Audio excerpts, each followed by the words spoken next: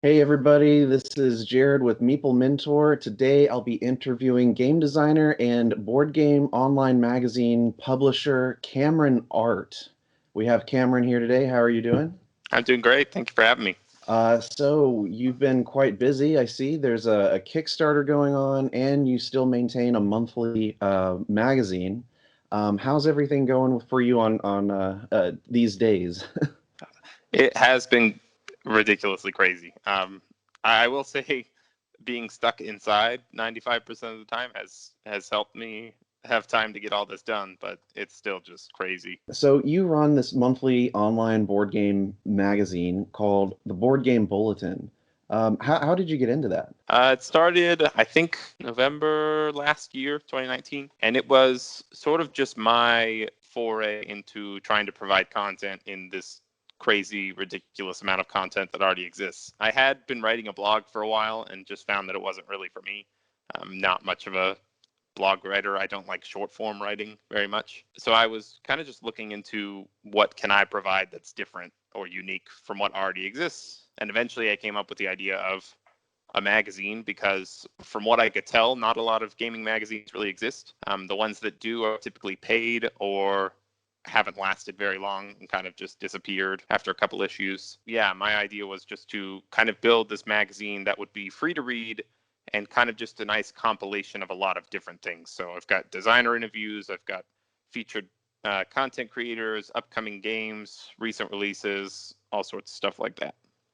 So how much writing do you still have to do as part of, publishing it? It's quite a bit more. I try to have a featured article that I write in each magazine as well, but I tend to prefer working on bigger projects over a longer period of time as opposed to writing 2 or 3 blogs every single week. So I think that works a little better for me. But Do you kind of consider yourself a journalist?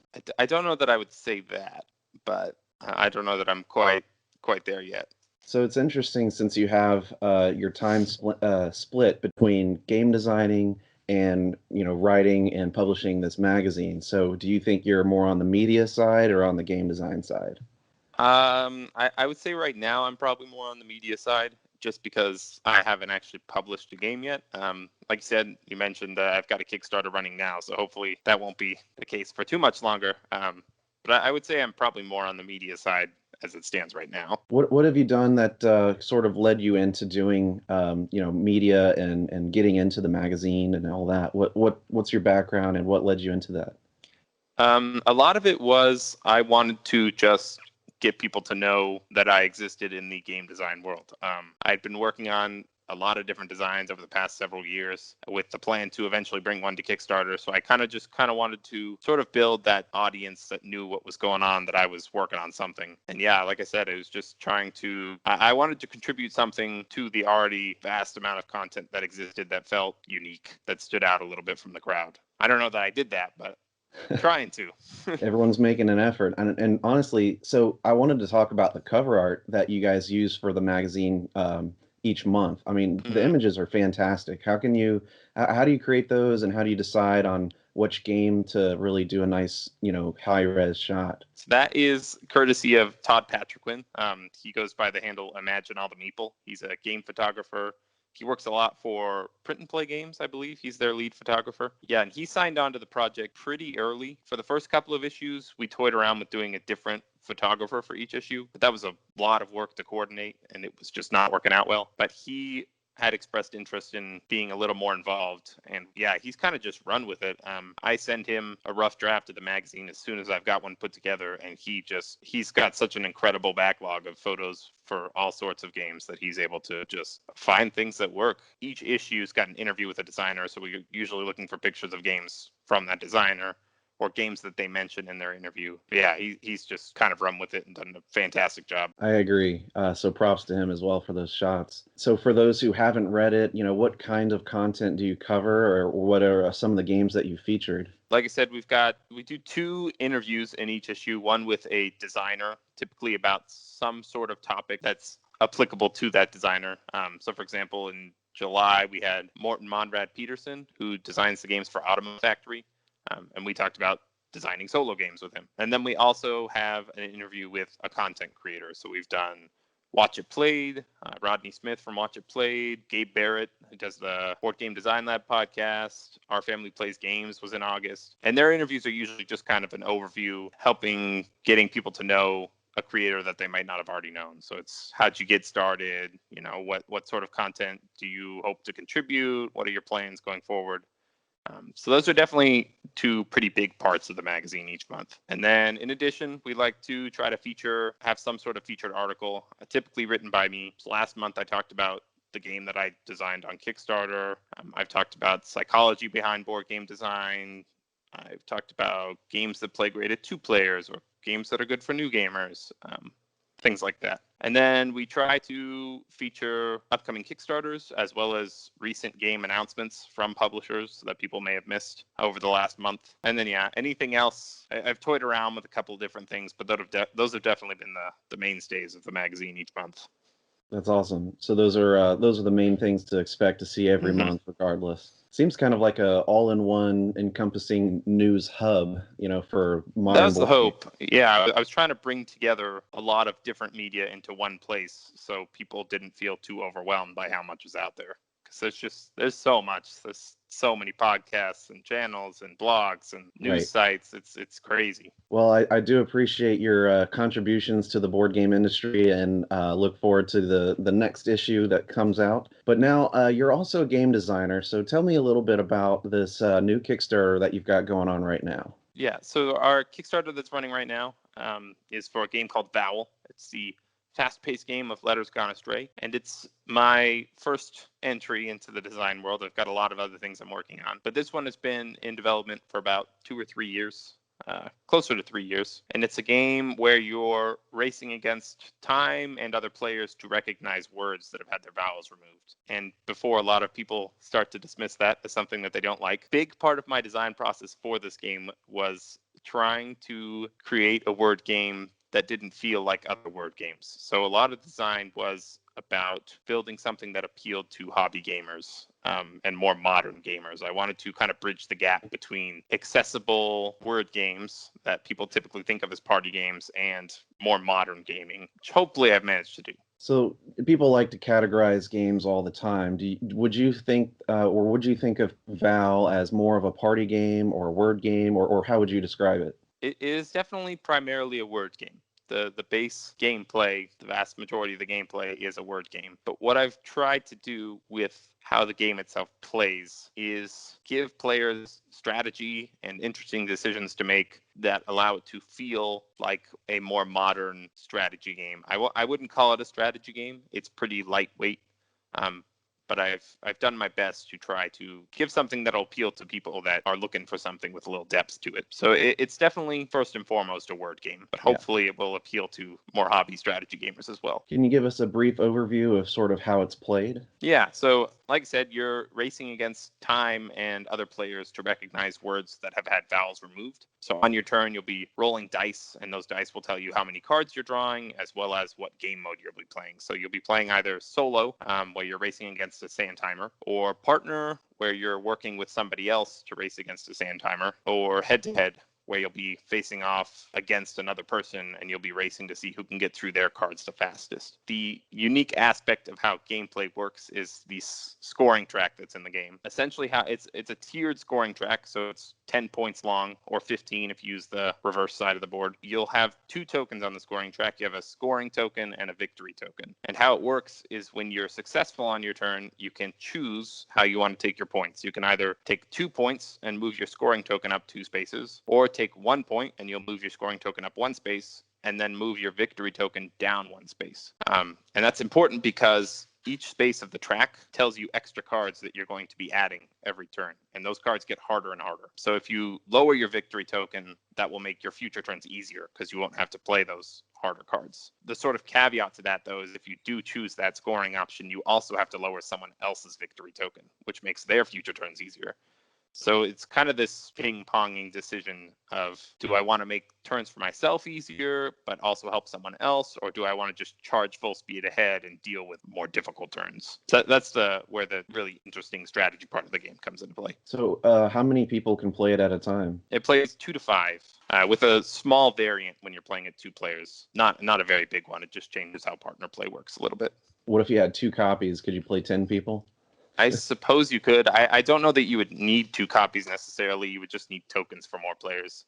Otherwise, you just have duplicates of all the cards. There are a lot of cards in the game. As the Kickstarter's gone along, we've unlocked extras. I think we're almost up to 400 unique cards at this point. And it can potentially get up to 440 if we keep hitting the community stretch goals we've got. So there are a lot of unique cards in the game. So where do you stand on the goal for Kickstarter currently, and how much time is left for people to jump on board? Right now, we've got 20 days to go, and we are at about 40% funded. Yeah, as of this recording, we're about 40% funded with 20 days to go. So it's coming along pretty well. I'm pretty happy with the start we've seen so far. How are you advertising and kind of spreading the word? A big chunk of it has been through connections I've just made interacting with groups online. I was a little unfortunate in conventions, for the most part, being canceled all this year. Yeah. I'd been hoping to bring the game to demo at a couple cons this year, but it just didn't end up happening. So yeah, for the most part, it's been through Facebook groups, Instagram followers, things like that. People who read the magazine. Like I said, I published an article about it last month, and then just people discovering it on Kickstarter, obviously. Sure. Now, so when you're talking about the creation of VOWL, do you think what other games have influenced or affected the design or the creation of the game? I don't know that there's anything specific. I will say I've always appreciated games that try to do something unique with their scoring system. I don't have anything wrong with games that are just get 10 points and you win. But I appreciate when games try to offer something different and try to mix it up a little bit. I think probably one of the first one that can come to mind is probably Scythe. It is very much a victory point cruncher game. You're trying to get the most points, but they've got that sort of unique end condition of you have to first accomplish 6 objectives before you can score, which I thought was really interesting. Yeah, so yeah, things like that. Yeah, I appreciate games that offer interesting end game conditions or interesting scoring conditions other than just get 10 points and you win. So things like that definitely played an influence. Do you have any favorite modern word games, or do you think you prefer more like the classics like Scrabble or Balderdash or something? I personally don't have an issue with the classics like Scrabble and Balderdash. Modern ones that I really appreciate, I love a good game of code names every now and again. I'm always a fan of code names. Crosstalk, which has not gotten as much appreciation as it deserves. It's fantastic. Almost a crazy twist on code names that is absolutely fantastic. It was on Kickstarter a couple years ago. I think it's from Nauvoo Games. I think that's who it's from. I really like Crosstalk. That's an excellent one. Yeah, I haven't tried that one. The classics are always good for me too. I like Scrabble. I've always been a fan of Quiddler.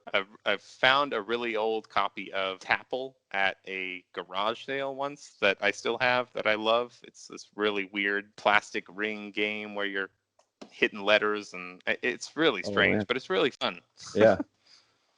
So where do you think that word games like VOWL fit in with, the modern board game scene? I think that was part of the issue that I had when designing it, that I was trying to... I feel like a lot of word games don't quite fit in with the modern board game scene, and I think that's why there's sort of this stigma, not for everybody, but there's definitely a stigma when people hear word games that they're not interested if they're more big-time board gamers. I won't say I've bridged the gap, but I tried to bridge the gap between the two, because I do think some of that stigma exists for a reason. There are definitely, I mean, Scrabble certainly isn't a modern word game or a modern board game. It doesn't really fit in with the more modern stuff we see today.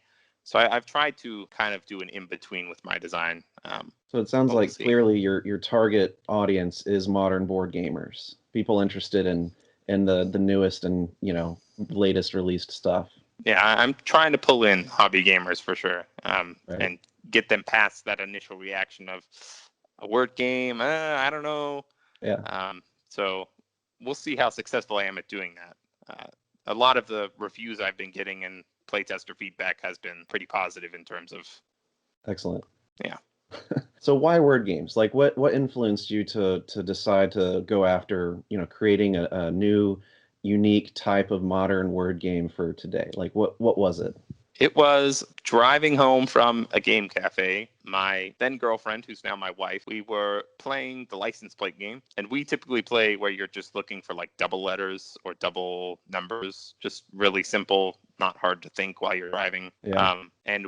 I noticed a license plate that had, I don't remember what it was. I think it was BCM on it, and I thought that kind of looks like Become. And we were like, this could be a fun game. So it kind of just sprouted from us trying to make up words from letters on license plates. And of course, I ran with it and took it way farther than it needed to go.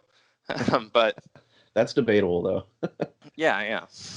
So yeah, it just came out of that really simple idea of trying to make words from letters on license plates.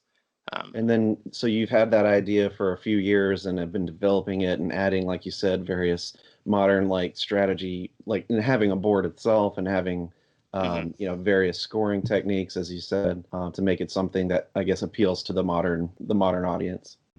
Yeah, and I will also say part of my thought process behind being able to do that was because the word game aspect of it also doesn't really feel like a lot of other word games. You don't necessarily have to be super great speller or know a lot of words to be good at this game or to do well at this game. It's not about who has the biggest vocabulary. I mean, having a bigger vocabulary will help you, but that doesn't make you automatically the winner of this game. So So it's part a of my lot of reasoning for creativity, maybe. yeah, part of the reasoning for I can really make this something more modern was the thinking of this already doesn't really feel like your traditional word game. So kind of just ran with that. Well, it sounds exciting. I'm hoping I get a chance to play it, and I hope that it does get funded. How did you end up deciding on using Kickstarter to fund your first board game? I've gotten that question several times on a couple of my previous interviews, and I'm not entirely sure. I've known from the get go that I wanted to self publish just because I've always been kind of entrepreneurial in spirit. I want to run my own business, I want to work for myself. It's always been something I've been interested in doing. Right now, I'm pursuing a bachelor's degree in business and accounting, so it's always been something I've wanted to do. In terms of selecting Kickstarter, though, I honestly didn't really even consider other crowdfunding platforms just because of how crazy active the board gaming scene is on Kickstarter right now. Right. That's always been what I've used to check out new games. I've never gone to any of the other sites. So I just never really considered anything else, honestly. It There seems were like no other Kickstarter's the options. place to be for Yeah. if you want to self-publish and you're looking to crowdfund, Kickstarter seems to be the place to be for board games. So, what was it like to submit the final version of your game to the public, have it out there, and try to get it funded? What's that like? Nerve-wracking, man. I still like every single day I'm just constantly so stressed out about how it's going and what reviewers are going to think, and most of the feedback, pretty much all of it actually. I don't think we've gotten much negativity from any reviewers thus far. A couple qualms here and there because that's just can't appeal to everybody, but thankfully the reviews have been going mostly positive. But I've actually had to, even with them being so positive, I've had to not watch them or listen to them anymore because somebody says one thing and I just so disagree with them because it's my game, and I just can't even watch them anymore. It stresses me out way too much. Yeah. It's kind of like, your baby and now it's out there and there's Hmm. nothing else you can say about it and you just have to Yeah, see what people think of it. yeah. It's definitely been nerve wracking. I'm pleased with the reception so far, but I've That's had to stop watching the reception because it stresses me out way too much. Yeah. What was the final push when you said, "Okay, this is it. I'm ready. This is the final version, and now I'm ready to crowdfund this." Like, how did that happen for you? It was just for the first, like I said, it's been in development for a long time. It's been 2 or 3 years 3 years since I initially came up with the concept. It took another year or two before I started to really consider, should I publish this? And at that point, when I decided this could be something special, this could actually do well on the market, pretty immediately to blind play testing. So sending out copies, playing digitally during quarantine times with total strangers just to see feedback, reactions. And yeah, it was just repetition over and over, small revisions until it just felt like it was done. I could keep nitpicking away at certain things, but the gameplay felt clean. It felt solid. People enjoyed it. people kept wanting to come back to play it again. Less is more oftentimes in game design. So I just decided I'm done getting all nitpicky and trying to fix minor things. The game is done. Yeah. And then it just turned into the process of building a Kickstarter page, which is a behemoth in and of itself. Yeah. But fun too, right? Oh yeah, it's definitely exciting, and selecting an artist and getting graphic design done, and that's just a really exciting process. It is exciting, and like I said, I'm hoping that it funds and we'll get to all see it on shelves and whatnot. Me So too. if it does become a huge success, do you foresee working on other word games in the future? Thus far, I have been saying never say never. I won't say that I'll never do a word game again, but I would like to continue to branch out. A lot of what I'm working on right now, yeah, I don't have any other word games in development. It would take something that felt like such a good idea that I couldn't pass it up for me to do another word game. I would, yeah. I'd rather have a more diverse portfolio than just word games. Sure. So, but you are, I guess, so you do have some other ideas kicking around for other I types of do. games. I have a couple other games in development, one of which will probably be going to blind playtesting before the end of the year, actually, Cool. because it's just been coming along so well. So I do have several other things in development, but we'll see how the Kickstarter goes first. I'm hopeful that if we fund on this one, that I'll potentially be able to run another one sometime in the second half of next year as well. So we'll see how it goes. Cool. So how has COVID-19 impacted the magazine or the Kickstarter, and how has it impacted your business? For the most part, I know a lot of people have been hurt by it, but outside of not being able to go to like conventions and things to get some more awareness out about VOWL, I think it's actually helped me a lot more than it's hurt me. Because I'm a college student still, I don't have too many responsibilities at this point, don't have a job that I can go into right now or anything. So I've just been at home with a whole lot of time to work. So it's been good and bad. It's definitely been a rough time being stuck inside, and it's hard to motivate yourself to keep working during these crazy times. But I've definitely seen an increase in the amount of time I've been able to spend just on game design and working on the Kickstarter page and all those sort of things. Got to look for the bright side on this situation. For sure. Now, I'm curious, as a game designer and of course, as someone in the media who covers board gaming and everything, someone with the ear to the ground, where do you see the future of board gaming going? I wish I could tell you. If I knew, I'd start designing things that I knew would be popular. I honestly have no idea. Trends keep popping up that I don't expect. I never expected, like, roll and write seems to be the latest craze. I would have never expected that. I love roll and write games, but I wouldn't have expected them to be kind of this crazy, everybody's obsessed with roll and write all of a sudden. Right. I'm not sure. I will say I've been pretty curious to follow along the popularity of legacy games. That's been kind of an interesting So you're a big fan of the legacy ones? I am. And it's been kind of interesting to follow that along. I feel like there's not actually that many legacy games that exist, but every time one comes out, they make a big splash, which has been interesting. So I'll be curious to see if that kind of continues in their popularity. We'll see. Yeah, the few that I've played have all been quite different and very dynamic type of experiences. And for the most part, everyone's really enjoyed it all the way through. So I would be interested to see, what kinds of other legacy versions of existing games that we've already seen might still come out or are already in development. Yeah. Because like you said, I do see that as another trend that it may continue or it might hit a bubble. It might die out. We'll see. I'm definitely interested. I will say I think part of the issue with them is the development and design of a legacy game is something just on the floor of its own. It's absolutely, I've toyed around with designing even just like shortened just for fun, like designing like a campaign style sort of legacy-ish thing, and man, it is just crazy the amount of work that is. I would love to know honestly how long some of these games have taken from start to finish to get them to where they are, because it just seems like a crazy amount of development time and work to pull one off. There's so many like tree branches that you sort of have to plan out. It would drive me crazy. We'll see. I'll be interested to see if it continues or not. So how do you think the role of like online game reviewers or content creators has changed with the board game industry in the past decade? I don't know. I think it's definitely helped increase, or it's helped grow the hobby a lot. in particular, just Board Game Geek itself has done incredible things for bringing people into the hobby. The amount of people that use Board Game Geek is crazy. I don't know. I honestly think it's been more recent than 10 years. At least it feels like to me. That might just be because I haven't been around that long. But I would say more like in the past 5 years. Yeah, seems like there's been a dramatic increase in the amount of just YouTube channels and podcasters and online reviewers and things like the Dice Tower. And I think it's done fantastic things for helping bring people into the hobby and discover the hobby. Because prior to all that, discovering the hobby meant you had to know somebody who already knew the hobby. And that doesn't always happen. Right.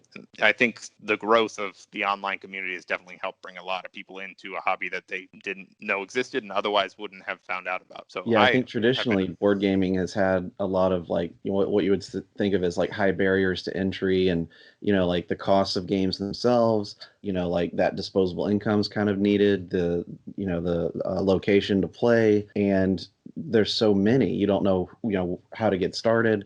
So it is sort of that sort of thing where you have to be introduced to it. And for me, that's why I ended up wanting to start my own like tutorial channel, to try to help people get into the hobby. If they don't know anybody, they could say, all right, well, I'm not great at understanding rules that I'm reading, but some people are visual learners. And so I just literally thought, well, what if I just cover everything that you would need to know so that you don't have to read the rule book, or maybe you can just watch the video to refresh yourself so you don't have to reread it again if it's been a while to play. But I wanted to introduce what I would think is like the medium to heavyweight, more complex games that may not get as played as often because of people's wariness with the rules, or like I said, having to know somebody already that can teach it to you. And so if I can sort of take that position of I'll teach it for you so that you can enjoy it, because these are games that I love to play, but they're not going to get as much play unless someone teaches it to them. So I thought maybe that'll be what I can do to offer anybody, new gamers and hobby gamers. Yeah, and I think it's just exactly what you said. It's that barrier to entry that has definitely been lowered to an extent.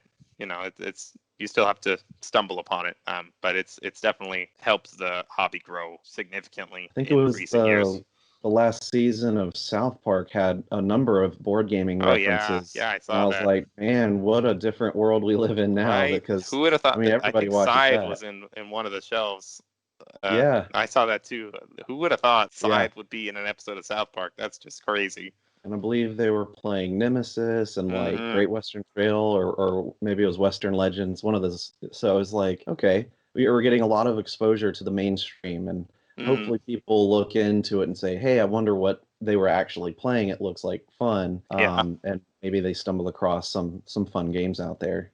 Yeah. Talking about really great games, what are some of maybe your favorite board games of all time? Of all time. It Yeah. changes a lot, as I think it does for most people. Yeah. Let me think. Right now, I've really been enjoying Wingspan a lot. It gets to table a lot in my house, particularly because of how great we feel like it plays at two. My wife and I really enjoy the two-player experience of Wingspan. That's been a good one. I absolutely love Dead of Winter. Love it. Will always say yes if somebody wants to play that game. Absolutely love that game. It's just so hard to decide, Yeah. I feel like it changes every week.